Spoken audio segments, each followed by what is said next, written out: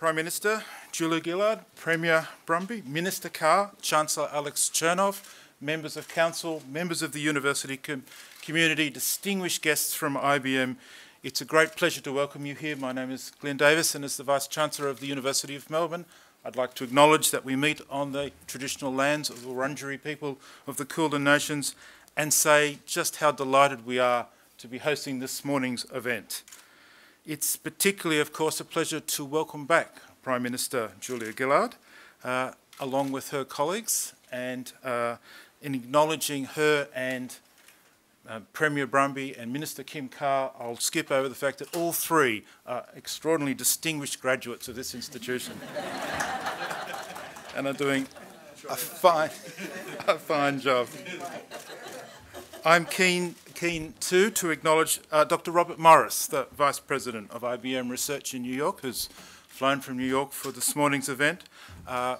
Glenn Whitewick, who's the Director of IBM Australia Development Laboratory and has been a great colleague to us at the University of Melbourne.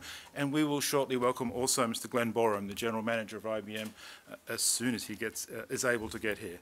The university has been thrilled by the partnership developed between it and IBM over the last 3.5 years, a partnership that culminates in an important announcement this morning.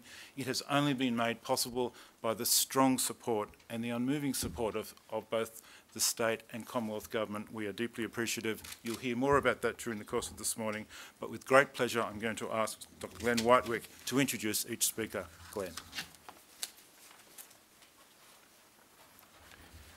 Good morning. Thank you very much, Vice-Chancellor, for your kind words and your warm welcome to the University of Melbourne. The Honourable Alex Chernov, Chancellor of the University of Melbourne, the Honourable Julia Gillard, Prime Minister of Australia, the Honourable John Brumby, Premier of Victoria, Senator the Honourable Kim Carr, Minister for Innovation, Industry, Science and Research, Professor Glenn Davis, Vice-Chancellor, University of Melbourne, members of the Council of the University of Melbourne, Professor Peter Rathjen, Deputy Vice-Chancellor, Research, University of Melbourne, distinguished guests, ladies and gentlemen. On behalf of Mr. Glenn Boreham, Managing Director of IBM Australia and New Zealand, Dr. Robert Morris, Vice President of IBM Research, and myself, I would like to welcome you to this event today. Today, we are very excited to be announcing the establishment of a new IBM Global Research and Development Lab to be located here at the University of Melbourne. This new lab will begin operations in the first quarter of 2011 and is expected to employ 150 people within 5 years. The new lab will be unique in that it will be IBM's first lab that combines research and development in a single operation focused on accelerating progress towards a smarter planet. The establishment of this new Global Research and Development Lab will bring many benefits to the state of Victoria and to Australia. This morning, we will hear from the Prime Minister and the Premier. I will then ask for Mr. Glenn Boreham and Dr. Robert Morris from IBM to share their perspective on this announcement. And finally, I'll ask Professor Glenn Davis to offer his thoughts and insights. I'm absolutely delighted to welcome and introduce the Prime Minister of Australia, the Honourable Julia Gillard. It is well known that the Prime Minister is deeply passionate about education, the pursuit of knowledge and research, and the new transformative role that information and communications technology can play in solving problems and creating new opportunities. IBM shares the Prime Minister's aim to increase the profile of science and technology in the Australian community, to support the effort of Australia's outstanding scientists, to build skills in this critical area, and to demonstrate to the world the contribution that Australians can make to addressing the challenges of our time. Prime Minister, we deeply appreciate your commitment to these shared goals, along with a passion for innovation also deeply held by your Minister for Innovation, Industry, Science and Research, Senator the Honourable Kim Carr. And we sincerely thank you for taking the time to be with us here today. It is with great pleasure that I would now like you to join me in welcoming the Prime Minister to the podium.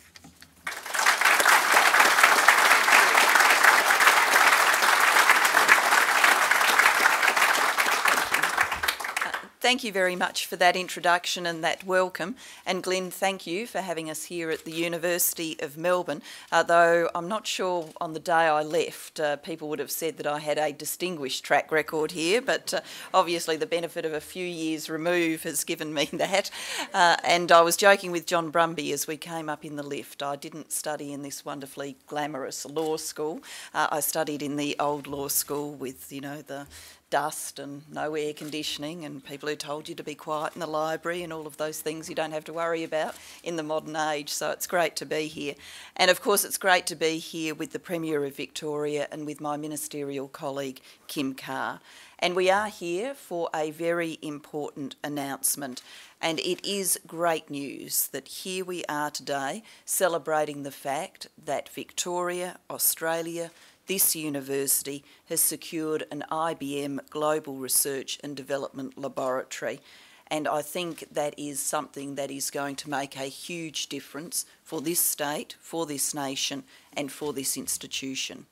Obviously, IBM has global R&D laboratories and they have a really enviable reputation for cutting-edge research. They're known for fundamental research that creates new platform technologies that underpin innovation in a wide range of activities. So whether it's magnetic disk drives or new programming language, whether it's relational database technology, whether it's high-temperature superconductivity and supercomputing, of course, this is all worked on in IBM's efforts around the world. So securing this global R&D lab is a big win for Melbourne and it's a big win for Australia. Now, our innovation policy, our significant boost to university science and research, and our investment in the National Broadband Network has helped attract this investment by IBM to this place. And today I announce that the government will contribute $22 million over 5 years to this exciting project. The Victorian Government is also making a significant contribution and I'm sure Premier Brumby will be outlining that shortly. Together with the university and of course IBM, our investment will help create a global R&D lab with 150 researchers, including 38 PhD students within 5 years. I think that's a remarkable outcome. I do want to pay tribute to IBM. They carry a very historic brand associated with innovation and change, and carrying such a brand obviously comes with enormous paradoxes. And I think whether you're a firm that's been making computers since they were called business machines, or indeed you're a progressive political party that's been forming government since before women had the vote, brands do have their pluses and minuses. Of course, IBM's brand in the modern age stands for innovation, constant reinvention, a focus on the future and leadership, and we thank IBM for its investment here. I would say as Australians we're rightly proud of the 10 Nobel Prizes won by Australians. I'd note 5 Nobel Prizes have been won by IBM researchers. So when you think about that, 10 here in this country, 5 by IBM. I think I'm prepared to do the per capita statistic though, so we'll see. And I'd also remark that one of our Nobel Prizes was for literature, and I'm not sure IBM can quite rival that, but maybe they'll keep working on it. But of course IBM is a global leader in computational research and development, and this laboratory will undertake that research work, addressing some of the biggest challenges that face our country and indeed face the world. Challenges like water management, natural disaster management, and working with our mining and resources industries. IBM's leadership in computational research and development is of course of direct interest to high computing projects in this country, such as the Square Kilometre Array International Radio Astronomy Project that Senator Carr is so passionate about, and if you want to hear about it for an hour and a half, just ask him afterwards. These are areas where Australia has world-leading capabilities, and our partnership with IBM is now going to accelerate that and drive outcomes for the real world. This laboratory will have benefits beyond Melbourne and beyond Victoria. Its impact will be truly national. So I'm very pleased to be here in my old university to make this announcement today. And I'm also very pleased that as a government we've been able to play a part in making it possible. Thank you very much.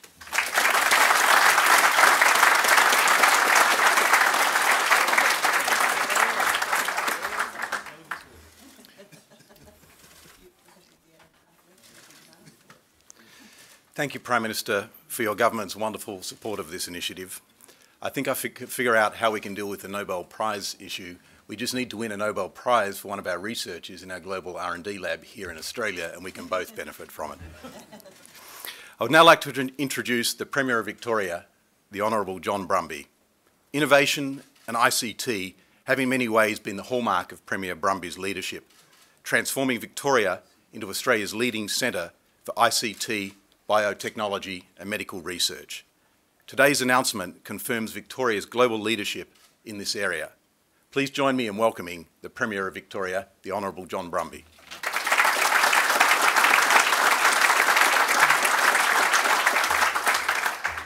Well, thank you very much to Glenn Whitewick, and can I thank very much the Prime Minister and Senator Carr for being here today. We've just been trying to work out actually how many of those Nobel laureates were based here in Melbourne. Not that we're parochial, we're not, but we think the majority, and Glenn and I are just working through the list. I think we're up to 5 already. But can I welcome the Prime Minister and Senator Carr, of course, and Senator Carr was here with me a few months ago when we announced the supercomputing initiative, the first stage of that, and I think just 2 months ago, too, out at Broadmeadows for the $240 million expansion of CSL. And these things are a great example of the cooperation between our government, the Gillard government, as we work to bring innovation and new jobs and new opportunities to our state. To the Chancellor, Vice-Chancellor, to all of the representatives from IBM here today. I don't think Glenn Boreham is here yet. He's testing our traffic systems on the way from the airport. Distinguished guests and ladies and gentlemen, today is a really exciting day for Melbourne University, for Melbourne, for Victoria, and as the Prime Minister has said, for Australia as a whole. And normally I'd begin by welcoming IBM to our state, but in a sense I don't need to do that today because IBM has really been part of Victoria now for many, many years indeed. And in fact, I remember back to 2002, I was the Treasurer, the Minister for Innovation at the time, and we were looking at the possibility of locating a major Asia-Pacific facility for IBM in Ballarat. And today, of course, that facility is not only well and truly up and running, I was able last year to announce with the company a major expansion of that facility. And across our state, IBM is now responsible directly for thousands of jobs in our state of Victoria. And I am absolutely thrilled, we've been working on this for some time, that this new global research and development lab will add another 150 highly skilled researcher positions to the university and to our state. Of course, earlier this year, as I mentioned, I was here with Glenn and with Glenn Boreham and Senator Carr to launch the Victorian Life Sciences Computation Initiative. This is a brilliant initiative. This is just in the first stage, but on completion, 800 teraflops of computing power, making it one of the largest life sciences supercomputers anywhere in the world, and a wonderful mix for us between the life sciences, biotechnology, medical research, and just the intellectual grunt that IT provides. And so I want to echo, Prime Minister, your words that we are delighted to have IBM here because IBM is truly one of the world's great innovation companies. And it's a company too that's opening up new possibilities to the world. And that's really what this new global research and development laboratory is all about. It's about innovation, but it's about addressing and meeting the challenges of our time. And if you think about it, that's what our Victorian economy is all about, because we've always had to innovate, we've always had to find new ways of doing things, and certainly over the last decade, I believe that we've consolidated Victoria's position as the innovation and R&D capital of Australia. And if you think about the challenges of the future, a changing global economy, it is certainly our view that innovation is more important than ever before. And I made these points in a major speech 2 days ago to the Australian-Israel Chamber of Commerce. You think of the great revolutions in the world that we've been through, the agricultural revolutions, the industrial revolution, but this is very much now the innovation revolution. And whether it's IT or life sciences, whether it's all of the change that's going to occur as we tackle climate change, this is the era where innovation will be dominant, and we want to be at the front of the wave, riding the opportunities that it creates. And so it's for all of those reasons that this new R&D lab is so welcome in Melbourne. It confirms, of course, our position too at the forefront of high-end ICT research in the Asia Pacific. And as you've heard from the PM, and I know you'll hear in a moment from IBM, this lab will tackle many of the big challenges of our time. So whether it's how we respond to natural disasters, things like the bushfires, which they will be natural disasters, more and more common into the future, whether it's super smart, intelligent transport systems, all of the big challenges of urban living. And these are things where the research will be undertaken here, and the skills and lessons and conclusions learnt will have application across the world. I just want to say, if I can, about our ICT sector, because over the last decade our government's invested well over $4 billion in innovation and technology, and I believe it's paying off. According to a recent IBM PLI study, Victoria secured nearly 40% of ICT investment projects in the last decade, around 50% of ICT jobs in Australia between 2003 and 2008. Our ICT sector is currently worth about $27 billion per annum, and we are now home to more than a third of the nation's ICT workforce, for a state that represents about 25% of Australia's GSP. We've also seen major investments in recent years. Companies such as Infosys, Computershare, Fujitsu, Hewlett-Packard, Huawei, CSC, Wipro and Vertex. And we are very proud, Prime Minister, that as your government moves forward with the National Broadband Network, that it is Victoria that is hosting the hub of that, the Global Operations Facility. Finally, can I say that this last week has been, I think, a big one for innovation and ICT in Victoria. On Tuesday, as I said, at the Australia-Israel Chamber of Commerce, I launched Victoria, the Innovation State, which is our plan to build on our great strengths in this area. Just yesterday, the Minister for ICT, John Lenders, launched our $110 million Victorian ICT Action Plan. And it's all about building local capacity and expertise. It's about raising our profile here in Victoria as a centre for ICT in the Asia Pacific. And it's about encouraging, as this project does, the high-end use of ICT for innovation and for transformational research and development. And that is what this laboratory is all about. So today, could I thank IBM, the University of Melbourne. Glyn, to you, we have so many great partnerships with the university. Julia, to you and to your government for what's been a fantastic partnership, and one that we are delighted to have contributed towards. Senator Carr, for your commitment too for innovation in our state, we thank you for that. This is a project that will bring fantastic benefits to our state and to Australia. It'll provide a hub that will drive, I think, much of the innovation too, the new ideas, the new ways of doing things that will be put to work across the big cities in the Asia Pacific. So it's got global ramifications, and it's a lab too that addresses all of those issues that confront us in the modern time. So we're delighted about it, we're delighted with this partnership, and I wish all of those who work in it in the years ahead every success with their work.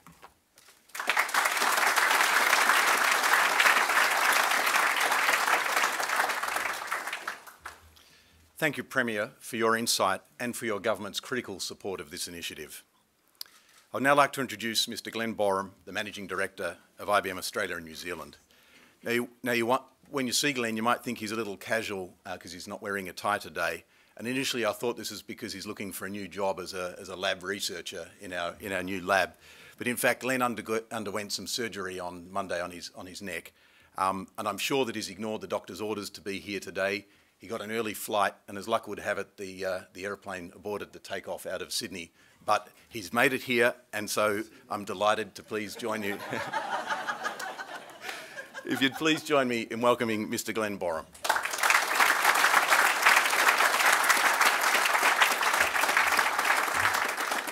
Thank you, Glenn, and good morning, ladies and gentlemen. I literally just walked in about 15 seconds ago, so I'm truly delighted to be here. Prime Minister Gillard, Premier Brumby, Minister Carr, Professor Davis, and many, many distinguished guests here today. Good morning, and thank you for being here for what is a truly momentous announcement. As I'm sure that you've already heard, this announcement is significant on so many levels. Firstly, I think it reflects the depth of talent that we have at our disposal in this country, and I think it demonstrates a deep and shared commitment to partner between government, between academia and business towards what I believe is ultimately the science agenda of the pursuit of a better world and the pursuit of a better Australia. And it also highlights the opportunity that we have before us to tackle some of the most pressing challenges that are facing our world today around natural resources, around disaster management, and around life sciences, to name just a few. But for me, through all of this, the most significant thing about today is that it demonstrates how far Australia has come as a provider of high-value technical resource and high-value research expertise.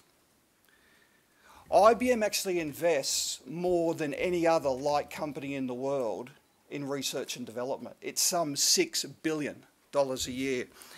And we spread those investment dollars right across the planet. We operate in 170 countries around the world, and we spend the dollars where we believe are the best skills, the best opportunities and the best local support.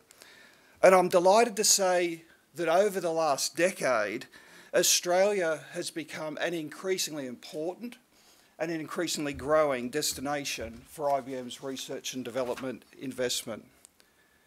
Since 2006, the IBM Australia Development Lab that my colleague Glenn Whitewick heads has played a key role in developing many of IBM's truly global products.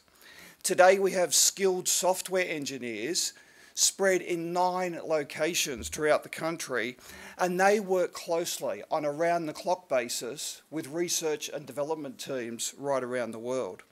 And in February, here at the University of Melbourne, of course, we announced the IBM Research Co-Laboratory in Life Sciences, and it's terrific to be back here. So IBM is truly proud in our way, in our small way, to contribute to the country's long-term expertise in research and development. And let me be really clear. It is this pool of talent and it is this expertise as to why the new Global Research and Development Lab is located in Australia. And we will be using the lab to support our Smarter Planet initiatives. For example, recent announcements on the Smart Grid, Smart City project that was made by Energy Australia just last week.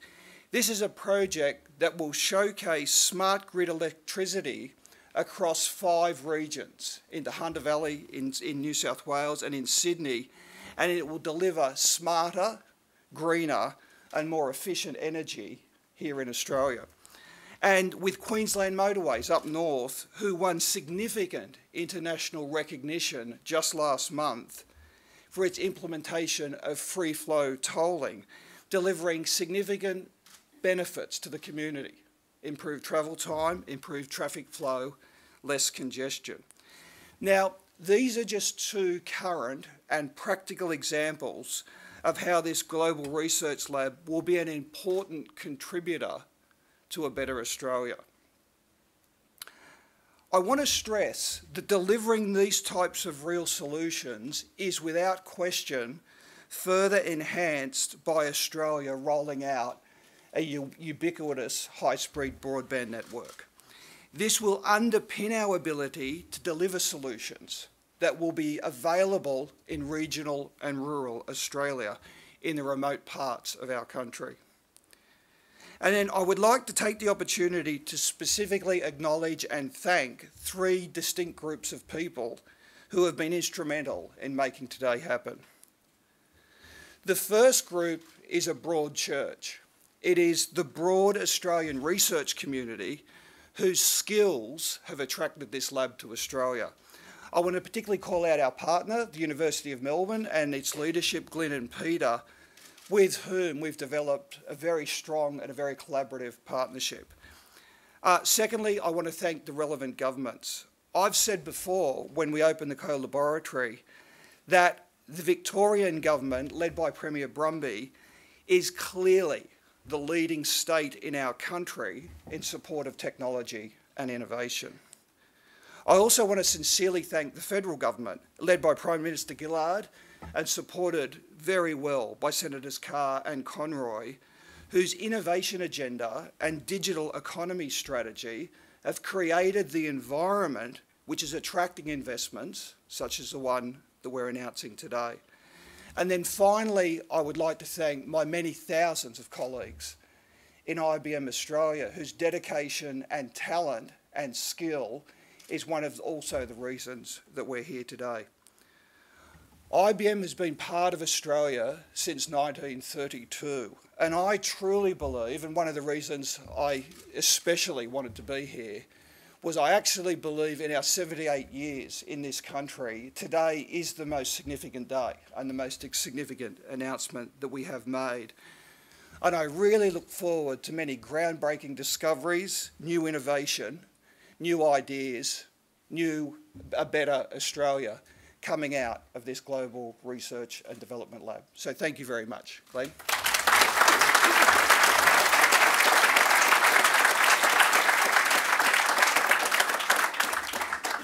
I'm glad he made it here because I was going to have to do his talk as well. I'd like now to introduce Dr. Robert Morris, who is Vice President of Services Research for IBM. Robert, as you will learn when you listen to him, is actually an Australian by birth, but has spent most of his working career in the US. He's held many leadership positions in IBM research, and today is responsible for IBM's worldwide research effort in services. Robert was most recently recognised as smartest scientist in Fortune magazine's top 50 smartest people in technology. Please join me in welcoming Dr. Robert Morris.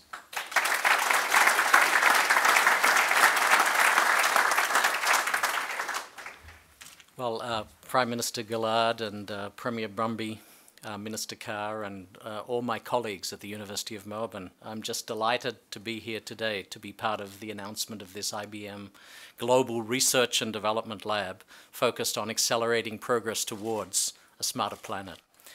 This new lab is different. It will bring together in a continuum basic research, applied research, in-market research, but also the development of solutions that are going to contribute to our joint goal of building a smarter planet. Now, IBM has been around IT, or ICT, for a long time, but what is particularly exciting now is that IT has reached a point where the deployment of IT is the essential component of solving many of the world's most pressing problems. So whether it's the use of information to manage the use and conservation of water resources in the island of Malta or in little towns like Dubuque, Iowa, or whether it's the use of an information cloud in the management of wellness for at-risk patients in San Diego or in Taiwan. And we have all these running today. We are confirming that it's information that plays a very important role in delivering improved outcomes at an affordable cost.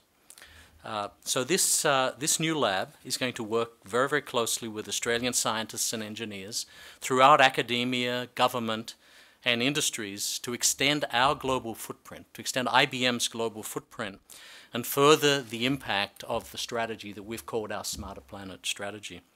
So specifically, in our lab, we're going to address, first area is smarter natural resource management. And we're going to be using and developing and advancing the best techniques that we can find anywhere in monitoring, analytics, and automation to address management of a wide range of natural resources, including oil and gas, minerals, water, and their use in food.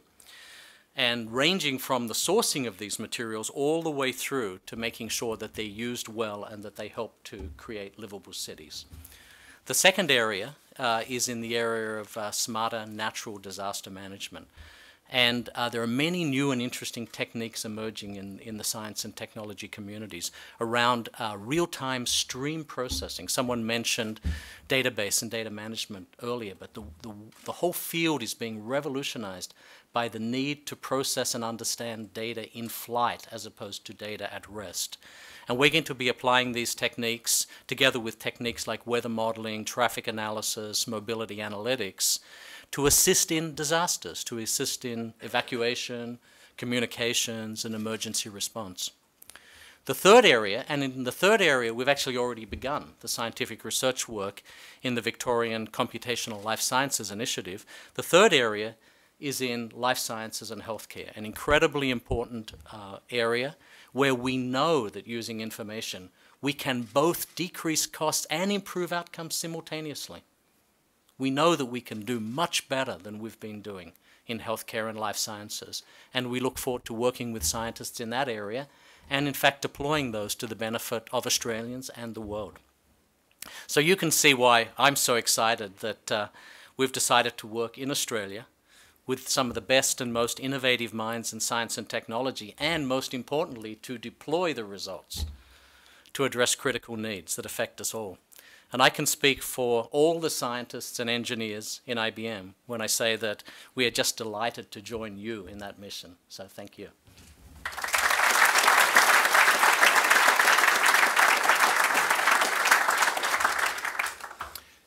Thank you, Robert, for your passion, your thoughts and support of this project. I'd like now to welcome Professor Glyn Davis, Vice-Chancellor of the University of Melbourne. I can't begin to describe Glyn's critical role in bringing us to this point today. A little over 4 years ago, under Glyn's leadership, the University of Melbourne approached us in IBM to explore opportunities for a strategic partnership. At that time, I don't think anybody dreamed that this partnership would lead to the establishment of the Global R&D Lab here at the University of Melbourne today. We are very grateful, Glyn, for your inspiration, support and guidance. Please join me in welcoming Professor Glyn Davis.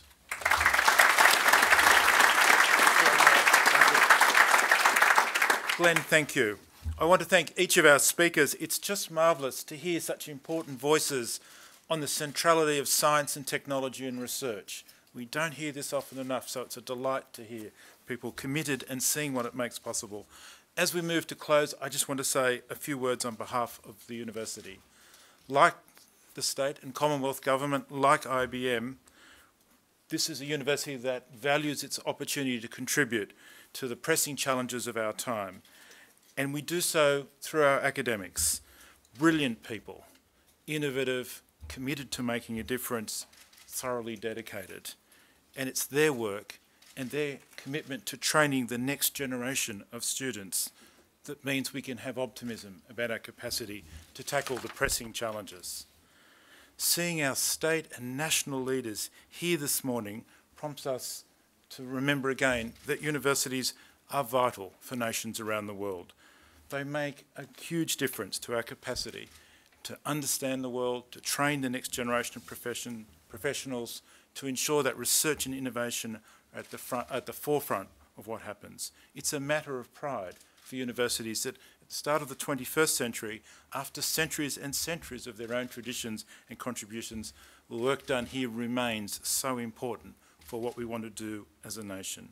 Research and discovery are the cutting edge of this reality, and the partnership that's been described this morning, universities going beyond their gates, reaching out and forming close partnerships with key and important international organisations is the future, the co-production of knowledge, the sense that we have to be part of something bigger. It isn't going to happen inside just one institution, inside just one place, is what you've just seen demonstrated this morning. It's why it is for us so exciting.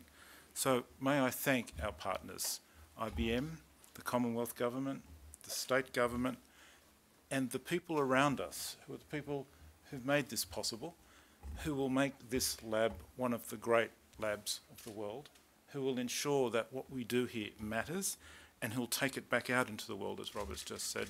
That is why this is a historic day. It's why it's something worth working for. It's why I think we've just glimpsed something very important about our future. Thank you.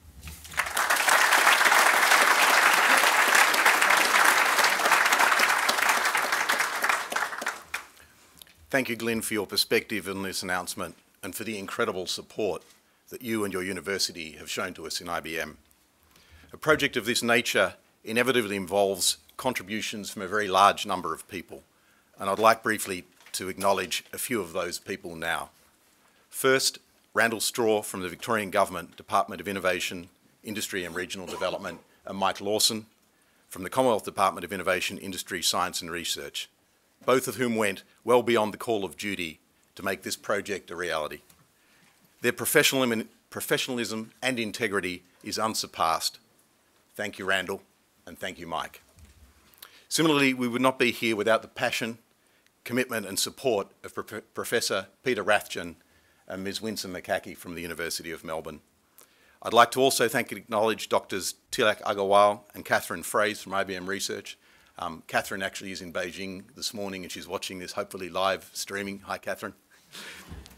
And my colleague, Dr. Ajay Royoru, who leads IBM's Computational Biology Centre. Ajay is visiting us here this week. Ajay has been the face of IBM Research over the last 4 years here in our relationship with the University of Melbourne. And finally, my colleague Karen Kuman from IBM Australia, who has been an incredible partner on this exciting journey. Thank you, Karen. I'd like to close by sharing a very short story. In 1990, as a young systems engineer in IBM, I had the opportunity to work on a project for 2 months in one of our development laboratories in upstate New York.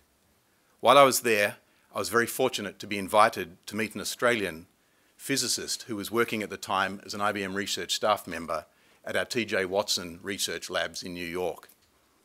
I had an unbelievable day.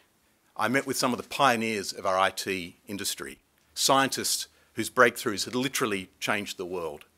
I was truly inspired, and I made 2 commitments to myself driving back up the Taconic State Parkway to my hotel that evening.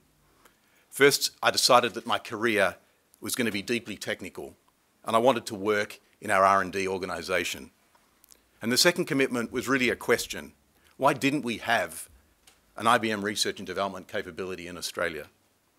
4 years ago, as Glenn mentioned earlier, we established our Australia Development Laboratory, which today operates in 9 locations across Australia.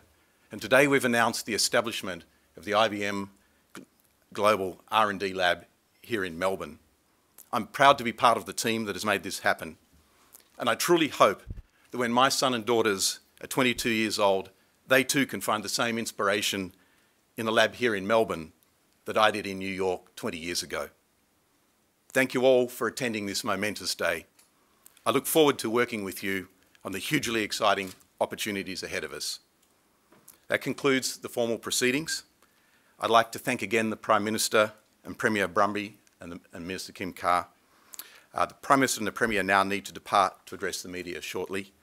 So please stay with us after that to enjoy some refreshments. Thank you and good morning.